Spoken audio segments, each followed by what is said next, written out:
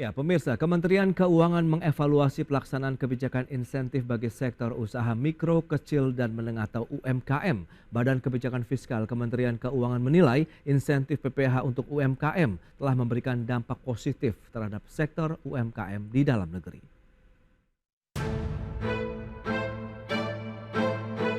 Kementerian Keuangan menyatakan masih mengevaluasi kebijakan insentif pajak penghasilan atau PPh final untuk usaha mikro, kecil, dan menengah sebesar 0,5%.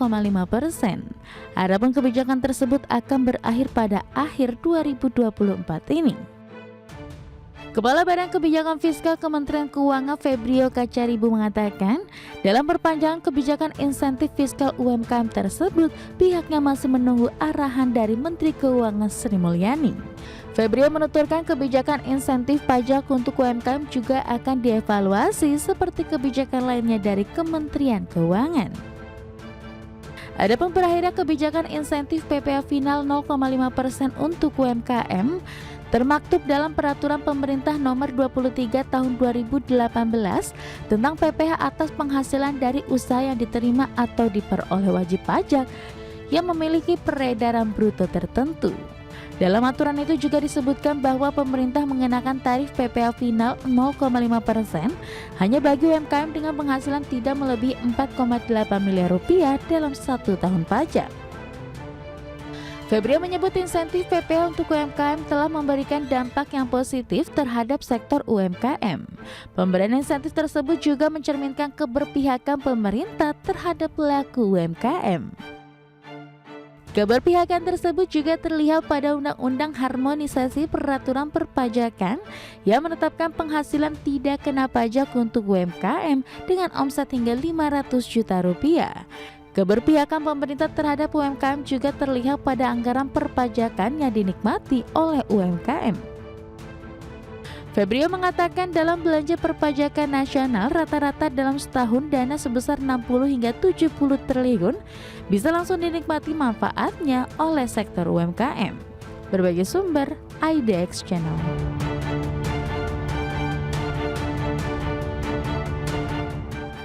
Baik pemirsa, untuk membahas tema menarik kita kali ini terkait dengan menakar potensi perpanjangan insentif PPh untuk UMKM. Kita sudah tersambung melalui Zoom bersama dengan Bapak Ajib Hamdani, analis kebijakan ekonomi dari Asosiasi Pengusaha Indonesia Apindo. Selamat pagi Pak Ajib.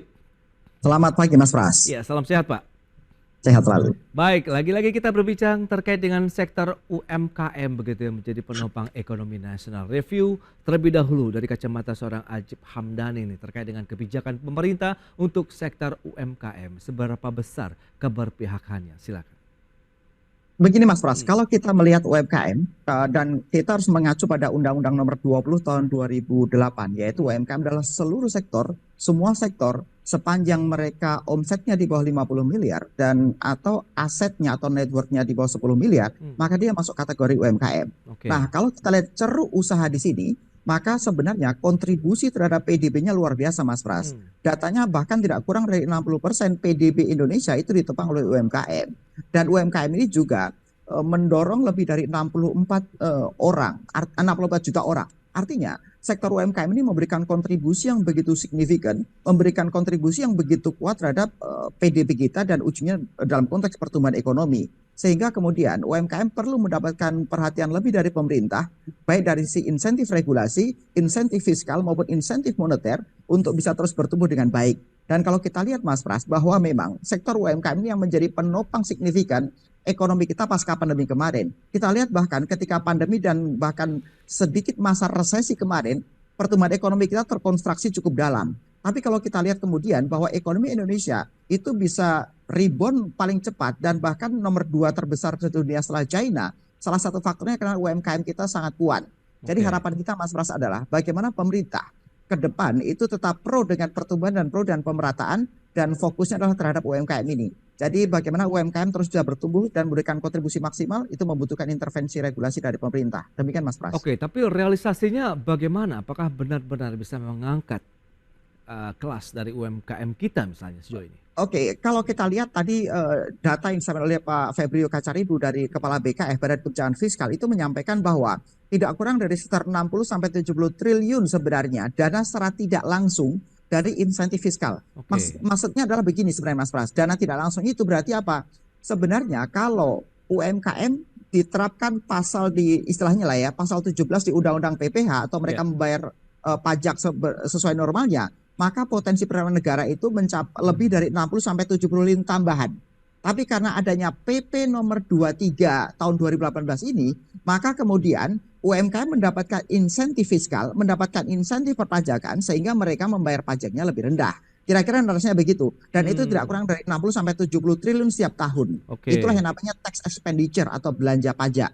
Tapi kemudian bagaimana kalau kita bandingkan dengan total tax expenditure yang dialokasikan oleh pemerintah? Mas Pras, sebenarnya tax expenditure di Indonesia itu tidak kurang dari 2 sampai 2,5% dari total PDB kita. Artinya tahun 2024 ini potensi tax expenditure kita nggak kurang dari 400 triliun sebenarnya Mas Pras. Artinya kalau kita lihat kemudian bahwa angka 60 sampai 70 triliun tax expenditure untuk UMKM itu sebenarnya angka yang sebenarnya relatif masih kecil dibandingkan dengan total tax expenditure secara keseluruhan. Artinya Mas Pras, sebenarnya kebijakan untuk memberikan insentif fiskal sektor UMKM ini sangat layak untuk dilanjutkan dengan pertimbangan bahwa UMKM memberikan kontribusi maksimal dan kontribusi signifikan terhadap PDB kita. Tapi sebenarnya rasio dari tax expenditure yang dipakai oleh sektor UMKM itu tidak seberapa besar dibandingkan dengan sektor-sektor lain. Kira-kira demikian Mas Pras. Nah, yang menarik kan belakangan ini juga pemerintah tengah fokus untuk membahas kembali begitu kebijakan PPh final UMKM 0,5% begitu yang tengah dikaji lagi. Menurut Anda bagaimana? Apakah memang layak diperpanjang atau bagaimana? Sebenarnya begini, ini kan berangkat dari PP nomor 23 tahun 2018 yang sebenarnya dia membuat 3 klaster, yaitu 3 klaster orang pribadi, klaster PT dan klaster CV. Nah, yang habis ini kan sebenarnya yang orang pribadi, Mas Pras, karena orang pribadi itu hanya maksimal 7 tahun. Artinya akhir 2024 akan selesai. Ketika kemudian pemerintah tidak membuat aturan baru atas PP nomor 23 tahun 2018 ini, maka penikmat manfaat orang pribadi atas pajak UMKM ini mereka akan hilang otomatis. 2025 itu mereka harus kembali ke penghitungan pajak normal. Kira-kira narasinya begitu. Sebenarnya Mas Pras, untuk PT ataupun CV yang mereka misalnya sudah memakai manfaat dari tahun 2020, mereka juga sudah habis masa pemakainya. Makanya kemudian mereka biasanya yang bisa mereka lakukan adalah kalau ingin mendapatkan manfaat ini mereka ganti PT. Kira-kira begitu yang biasa dilakukan. Jadi poinnya adalah begini. Masalah narasi kemudian pemerintah akan mengganti aturan ini atau tidak, ini sebenarnya sudah kemarin yang sudah habis masa berlakunya pun juga sudah banyak. PT yang memakai tahun 2020 maka otomatis tahun 2023 mereka sudah selesai. Tahun 2024 mereka harus memakai penghitungan pajak normal sesuai dengan penghitungan pajak badan. Jadi tergantung bagaimana dalam tanda petik wajib pajak menyiasati di lapangannya. Yang penting mereka tidak melanggar aturan. Dalam konteks PT mereka bisa berganti. Problemnya adalah ketika kemudian yang memanfaatkan insentif fiskal ini orang pribadi. Orang pribadi kan NPWP nggak bisa ganti-ganti. Ini kemudian masyarakat menginginkan ketika kemudian insentif fiskal sebesar 0,5% atas orang pribadi UMKM, maka kemudian dibutuhkan aturan yang baru. Artinya PP nomor 23 tahun 2018 ini harus direvisi agar kemudian 2025 nanti orang pribadi kembali bisa memakai. Karena kalau PT toh dari kemarin beberapa kali sudah masa berlakunya sudah habis juga, termasuk CV ya, CV hanya 4 tahun. Kira-kira kondisinya begitu Mas Pras. Baik, tapi Anda melihat seberapa efektif akhirnya penerapan yang PPh final tadi begitu 0,5%? Apakah benar-benar menjadi game changer juga begitu?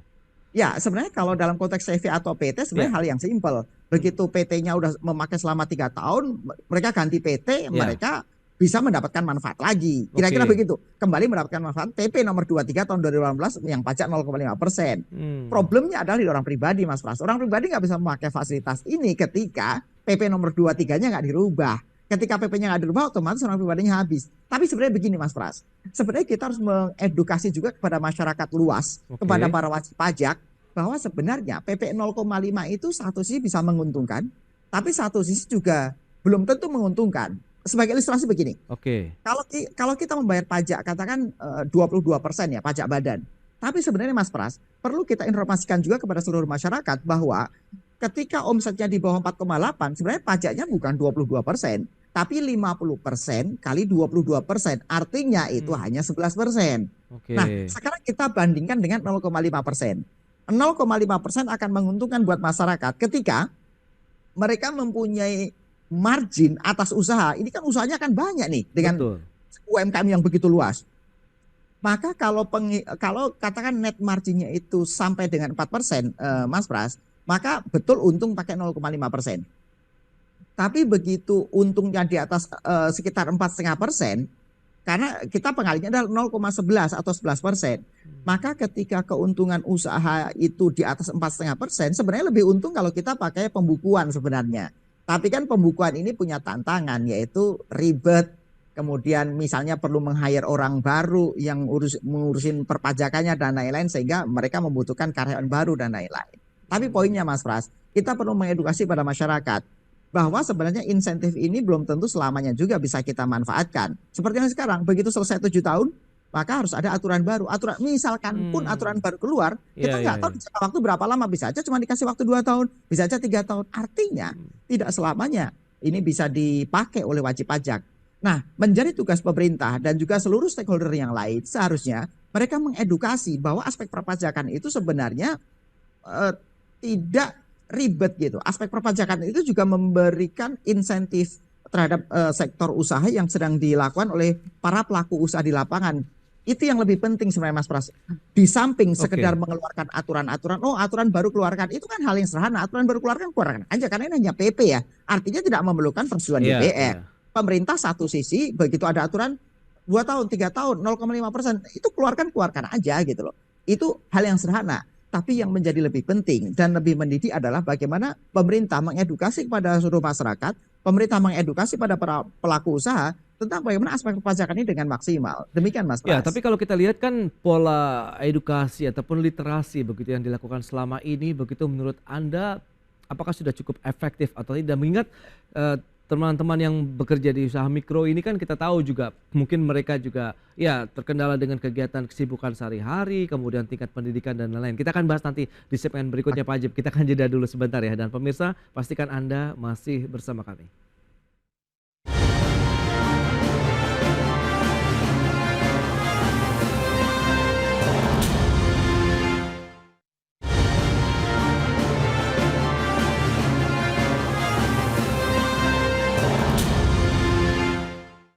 Ya, terima kasih Anda masih bergabung bersama kami dalam Market Review. Pemirsa, berikutnya ini kembali kami sampaikan data untuk Anda sejauh mana sih kontribusi sektor UMKM kita terhadap PDB nasional.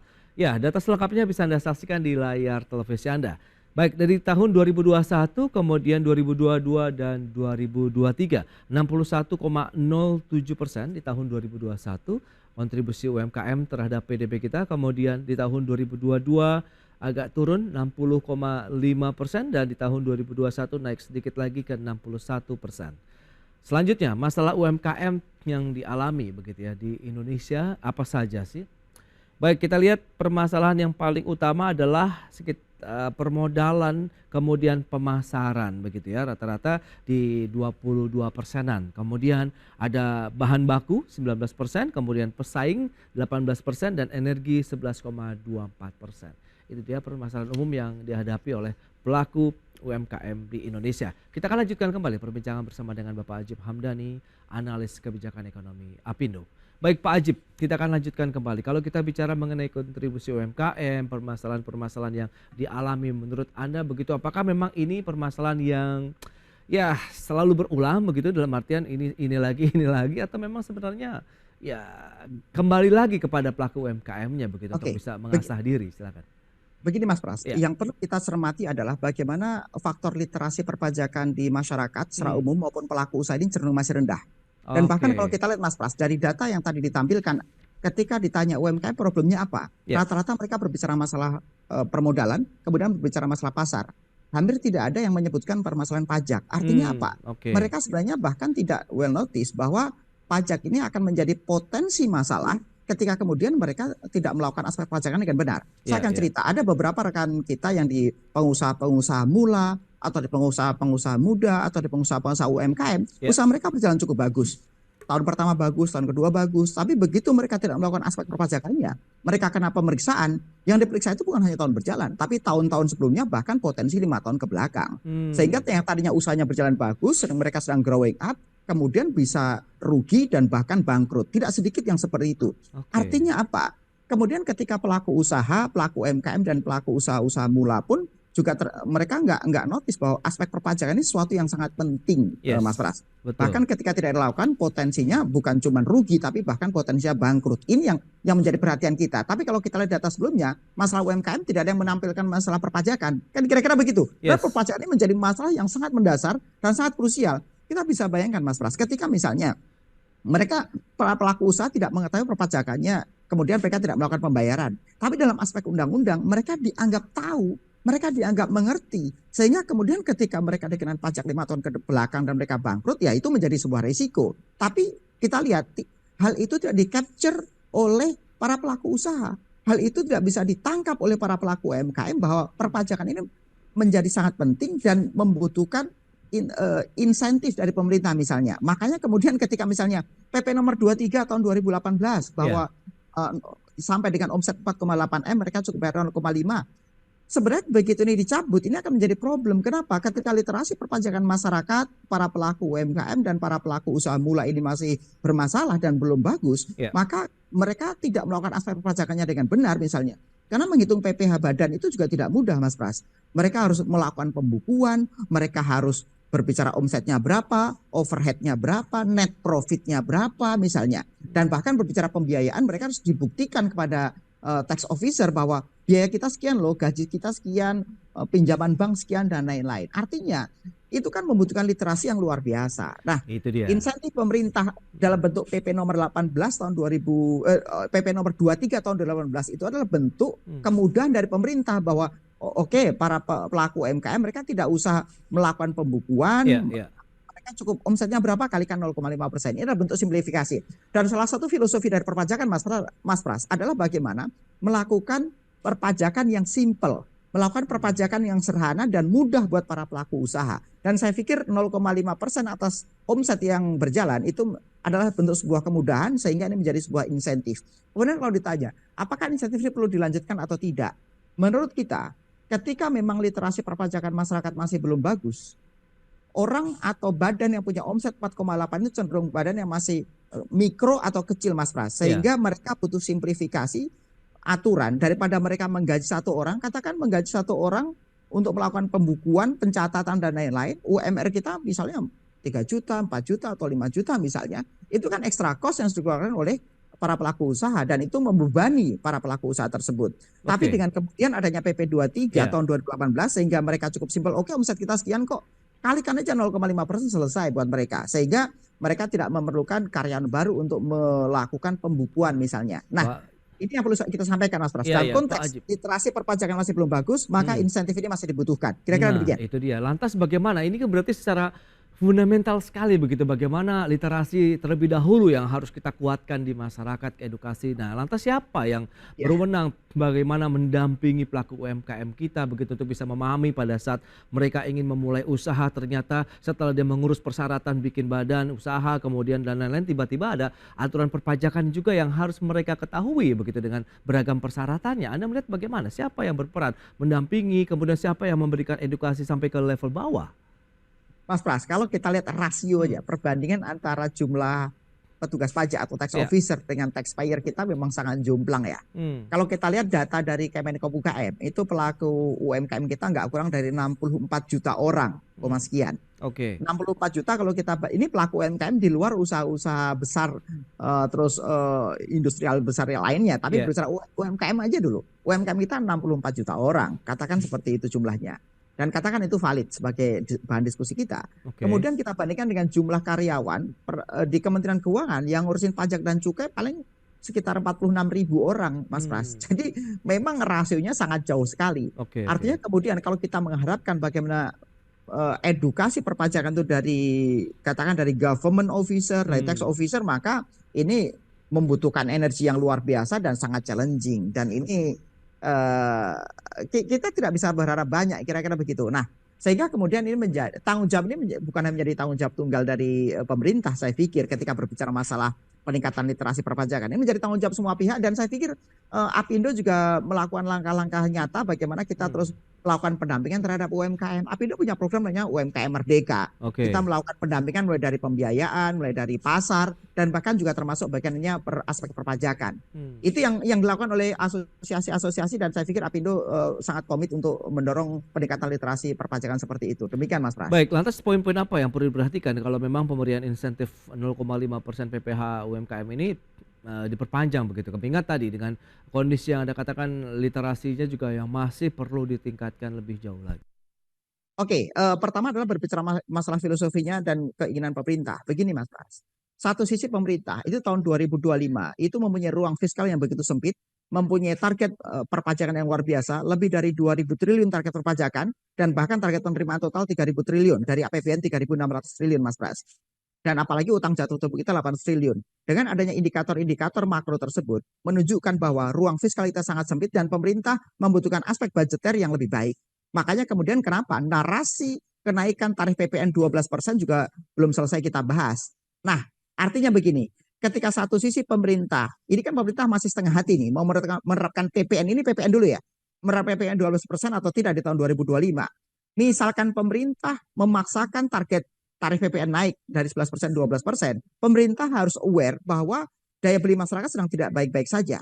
Bahwa pelaku UMKM harus membutuhkan insentif fiskal lebih sehingga daya belinya terus terjaga. Dan saya pikir insentif dalam konteks tarif pajak PPN masih sangat relevan ketika kemudian daya beli kita juga tidak sedang baik-baik saja di tahun 2025, kemudian pemerintah juga masih membuat narasi kenaikan tarif PPN 12%, kemudian tahun 2025 kita juga ekonomi masih challenging untuk beberapa hal. Jadi saya pikir Mas Pras bahwa pemerintah harus kembali mendorong bagaimana insentif fiskal itu diberikan dan harus fokus dengan UMKM, karena kalau kita lihat sekali lagi bahwa tax expenditure sebesar 60-70%, manfaat pajak yang dirasakan oleh UMKM belum seberapa dibandingkan dengan total tax expenditure kita yang tidak kurang dari 400 triliun Mas Pras. Pemerintah harus menunjukkan keberpihakan kepada UMKM dan insentif ini masih relevan untuk dilanjutkan. Demikian Mas Pras.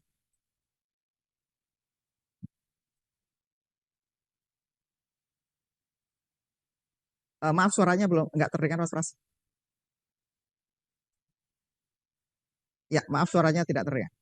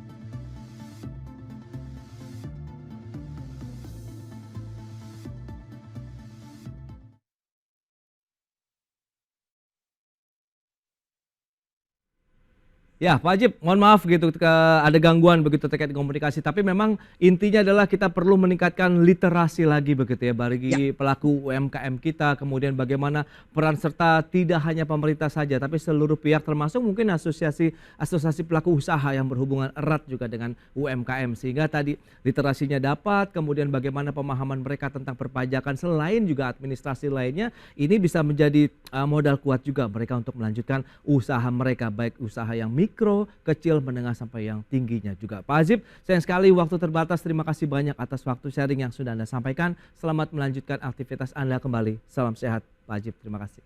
Salam sehat selalu Mas Pras.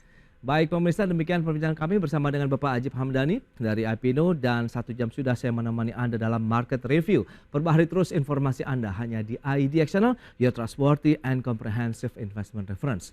Jangan lupa saksikan program First Session Closing yang akan tayang pukul 11.30 waktu Indonesia Barat. Karena urusan masa depan harus terdepan, aku investor saham. Saya Prasetyo Wibowo pamit undur diri. Terima kasih, sampai jumpa.